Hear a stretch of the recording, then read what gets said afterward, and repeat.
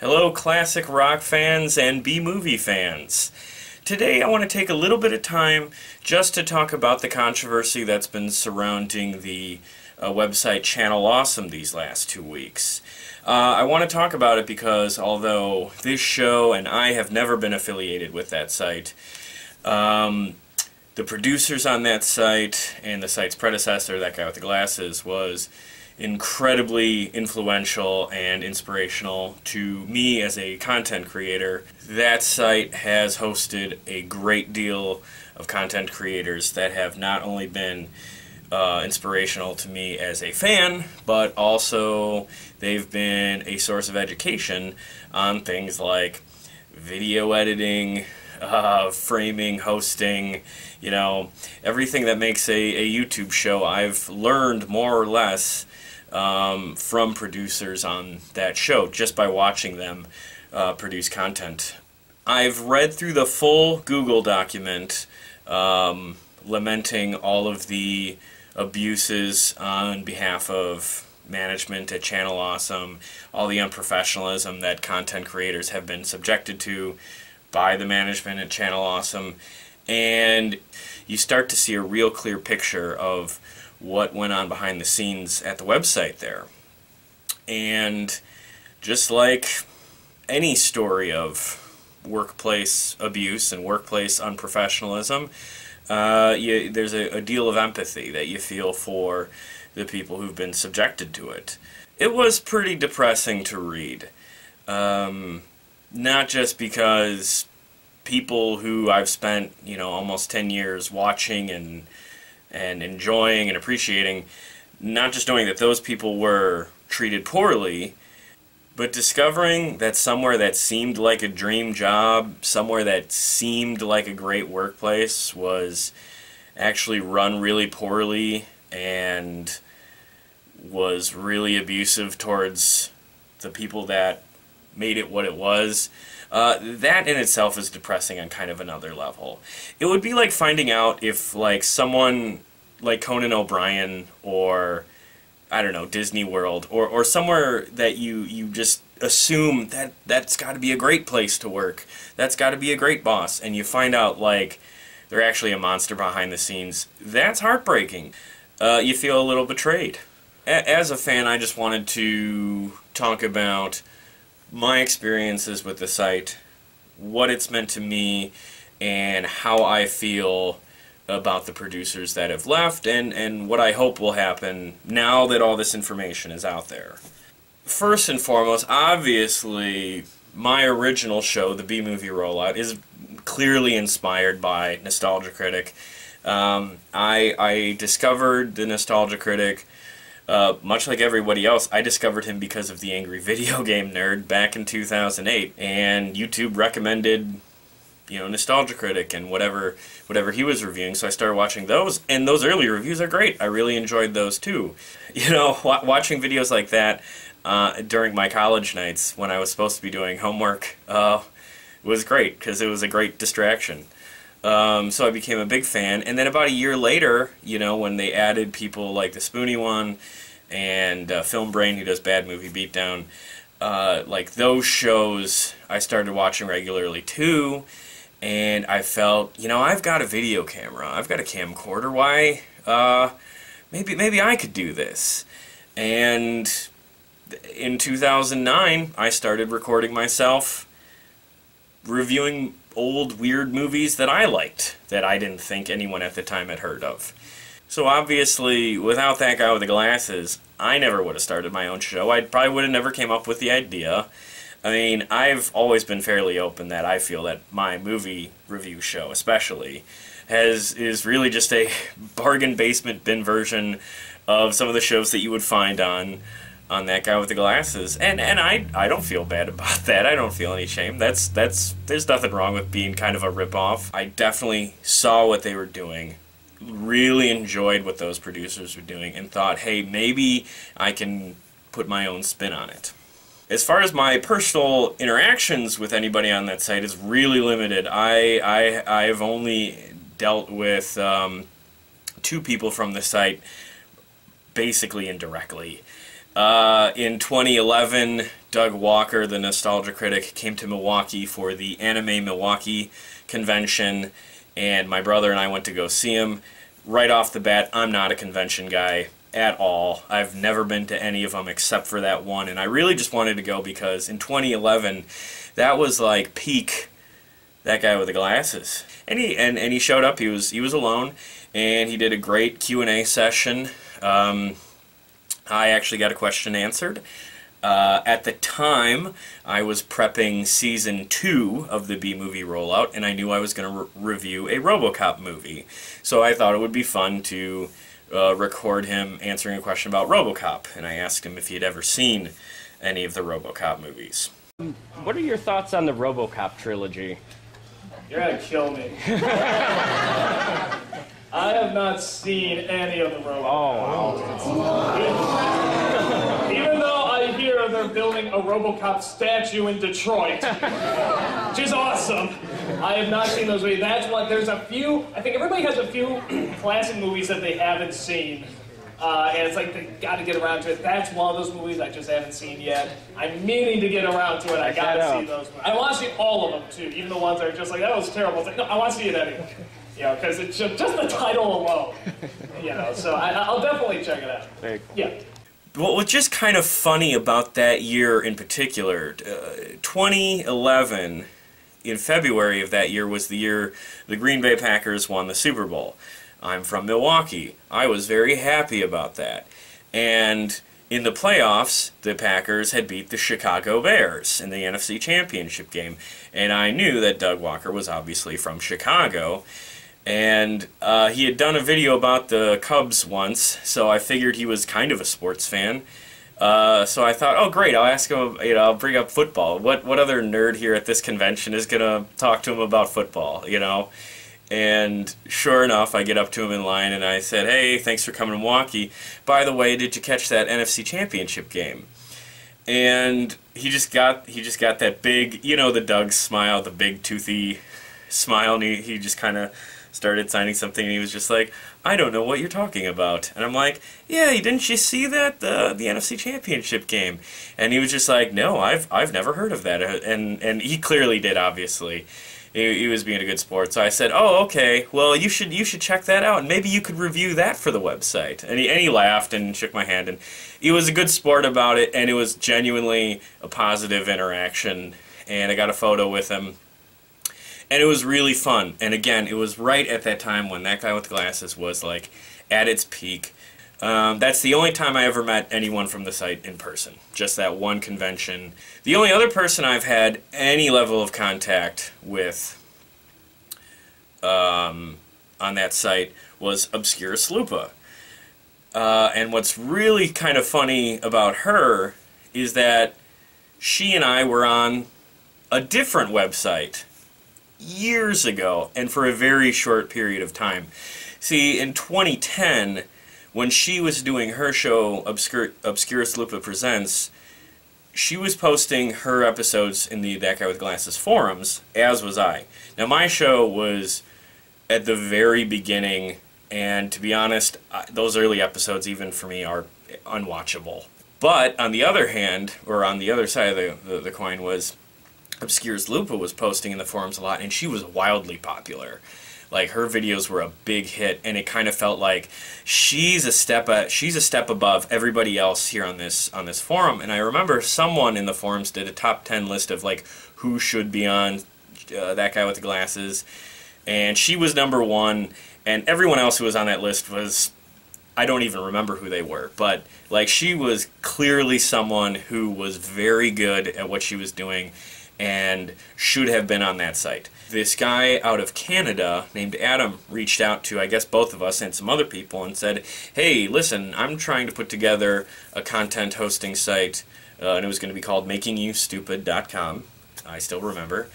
And he said, you know, the idea behind this site is we want to get some people who are creating content on a somewhat regular basis, and we'll build the site as a not quite ready for prime time That Guy with the Glasses, you know, sort of a junior member, sort of a maybe generic brand, you know, just, you know, or an off-brand or whatever. So I signed on to that really quickly, and because she hadn't been added by that guy with the glasses. At that point, Obscurus Lupa said yes to that too, and her videos were on that site. And even on that site, her videos, again, were easily the best thing there. Her content was like too good for that site, and it was like a little embarrassing to put my really early videos up next to hers, because like the quality difference was like as wide as it could be. But you know, since this site was just trying to get off the ground, there was a little bit of conversation between those of us who were on that site.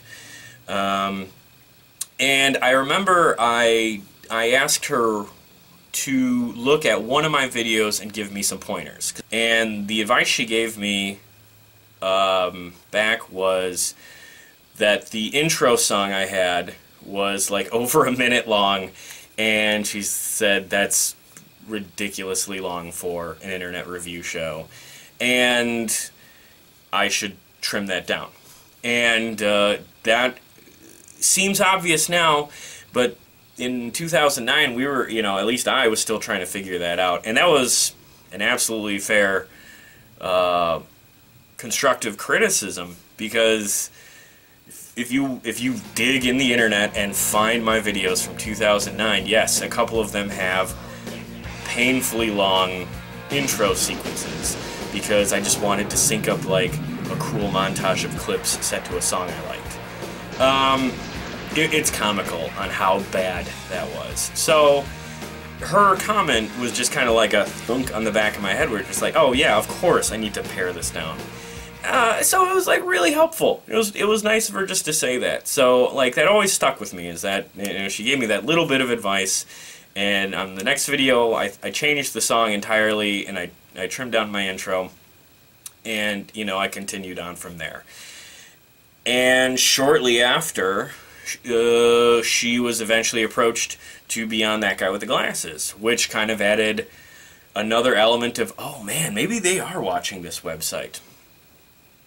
Unfortunately, that didn't pan out. The Making You Stupid website only lasted like 6 months. So my fan experience, just as a fan, is probably identical to a lot of people who are my age. I discovered the site in late 2008. I really enjoyed watching the videos. I especially enjoyed the Epic Brawl, the first year anniversary video, which I think came out in 2009. That was a video to me that still sticks out as maybe the most fun thing that ever came out of That Guy with the Glasses, because like the movie itself, like there's no plot, they're just all being silly and fighting with each other. But what really translates through in that video is that you have a bunch of people who are all really young and who are meeting each other for the first time, and they all like the same nerdy pop culture stuff, and they're clearly excited to meet each other, they're clearly excited to be in the same room as each other, and they're excited to work with each other in the future.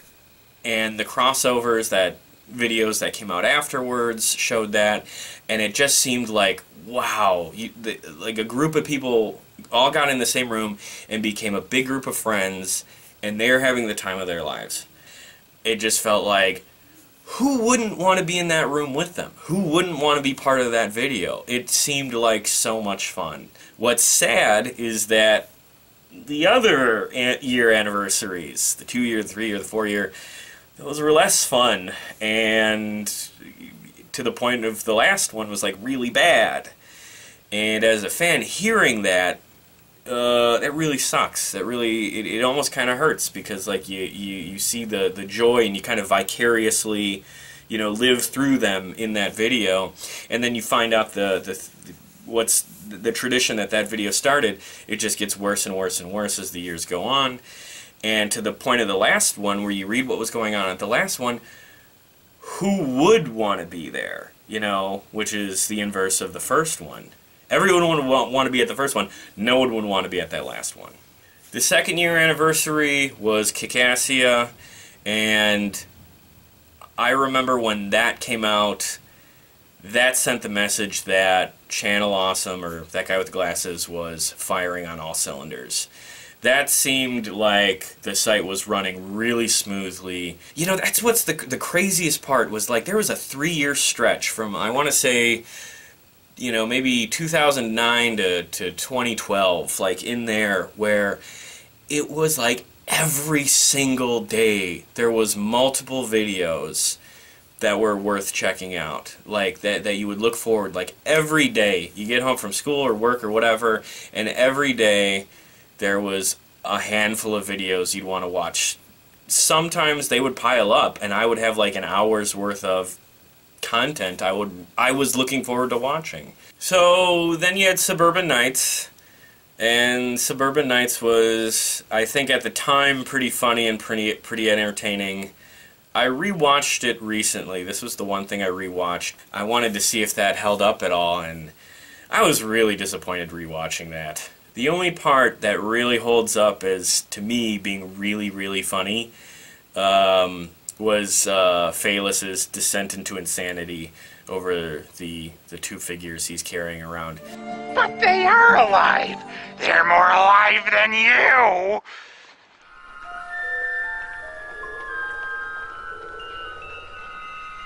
Most everything around that, besides that, you know, I was skipping around. Like, the magic is gone. And I'm not saying that to be dramatic. It just doesn't hold up. And I watched To Boldly Flee when they released it. I did not like it then, and there's no way I'm going to rewatch 3.5 hours now of that, and because I know that would be awful. I would, if I did rewatch it, it would just because I'd be looking at people's faces to see like who was clearly not enjoying themselves in whatever shot. But I am sure that video is very cringy because I remember it being way too indulgent when it came out, and I think that kind of speaks to like what seemed to go wrong, at least in regards to like the Chicago team. You know, To Boldly Flee was overly indulgent and too long and excessive and not very fun. Then they killed off the Nostalgia Critic, which most fans didn't like. I didn't know how I felt at the time. I mean, it did feel like, yeah, that show had run its course, I guess. But what he tried to replace it with, the show demo reel, that was truly bad. I watched a couple of those episodes. I was pulling for him. I liked the actors he brought on a lot. And I didn't mind the sketches that went into the critic reviews, but demo reel was just so long. 45 minutes an episode. And like right off the bat, like they didn't even build to that kind of thing. It was 45 minutes right away, and it just didn't work, at least for me. But I'm not alone in that. Nobody watched that show. So obviously, it was like less than a year later where they brought the Nostalgia Critic back. Ever since then, Nostalgia Critic episodes have been really hit or miss, mostly misses. He's done the one I haven't watched. And to be honest, I haven't watched in regularly in a couple of years. I remember he did a video about the Cat in the Hat, and that was inspired. That was well done. And that's a newer Nostalgia Critic episode, and I give him props for that. That one was really well put together. But a lot of them, like the ones where they don't even use clips from the movies they're talking about, those are totally unwatchable. I remember the Indiegogo campaign for the game show. I remember all of the other shows they talked about posting, and I remember reading through that. I did not donate. I read through there and I felt like, oh, this is really, really interesting.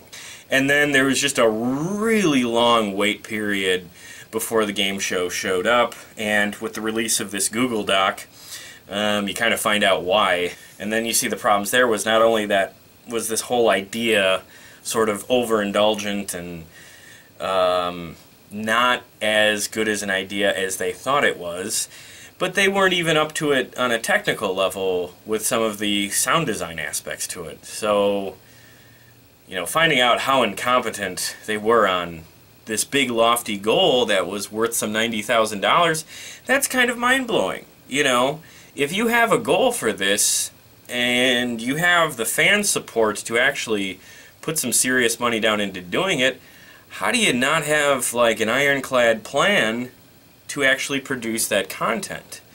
So when the game show did not show up for a long time, and when it did show up, it was awful. That was like another sign that this site is not what it was in those years, those golden years of 09, 10, 11, and 12. So another thing that told me the site was in trouble was in 2015 when Obscurus Lupa and Phalis left the site at the same time. And all of the dirty laundry around that situation came out online pretty quick, and that's when you got your first look at like what a prick Mike Michaud is. That's the CEO of Channel Awesome.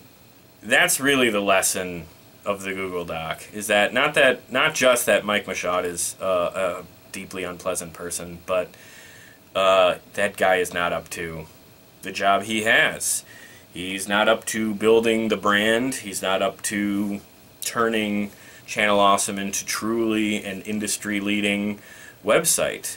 And then last year, I saw that Mars Girl and a couple of other long-time members left the site. And Mars Girl did an interview with a YouTube channel called Extra Mana, where she talked about her negative experiences with Channel Awesome management, and again, Mike Michaud.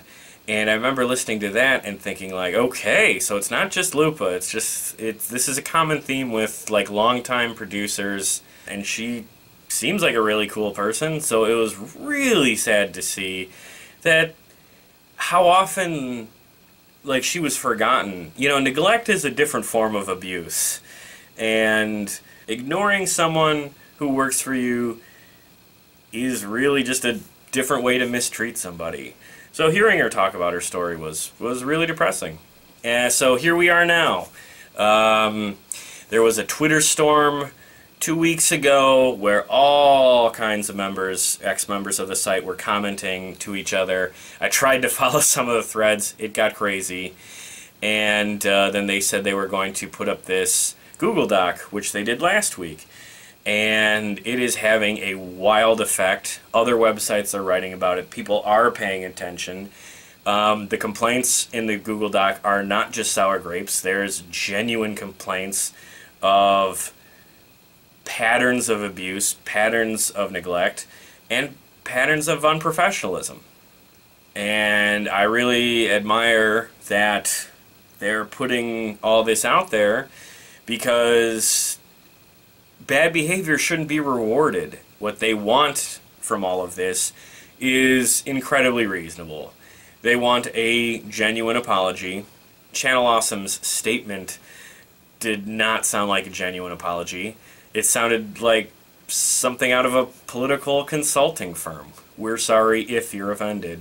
That's patently insincere. And then, of course, they want Mike Michaud to go. But good luck with that. CEOs don't normally give up their jobs for nothing. There's a lot of sports teams that have terrible ownership, and there's nothing fans can do about that. So I sincerely doubt Michaud's going to leave his post. And as fans of people who have left the site, it's not asking much for us to just find them on their individual pages and watch their content there. You don't need Channel Awesome's garbage-looking link farm website. That has always annoyed me. That is such an ugly website that is good for nothing, especially if you're new. So, you know, it's easy to avoid giving them the clicks and giving them the ad revenue. Support, you know, it's almost like music. Support the artists. You know, if you can, cut the record label out of it. So that's what I'm going to do now. I'm done going to that site. I'm going to hashtag change the channel, and I hope others do too, because that's really the only way they'll learn. And then hopefully the people who are on the site, they have better relationships with the management there. Hopefully, at the very least, the management treats their current content producers honestly, And hopefully in years to come, when whoever those content creators are now leave, they won't leave with, another Google Docs worth of dirty laundry. I guess the last thing I want to say about this, there is a weird, upsetting culture of like cyberstalking and abuse that exists for some of those people still today in really ugly ways. From Encyclopedia Dramatica to 4chan to the videos put out by people who now hate the Spoonie one. And there was a guy, I'm not going to mention him, but there was a guy who put out a 7-part series about that guy with the glasses people who was like an alt-right dude. And that video series was so gross and so mean-spirited. And there's nothing really anybody can do about that. You can't restrict speech, so these people are going to say what they want. But I've seen a lot of those websites that hate the various members of Channel Awesome, and they're pretty gross, and they seem to come down to complaining that the online content creators aren't creating quickly enough, or like they have an opinion that the guy who makes the website doesn't like.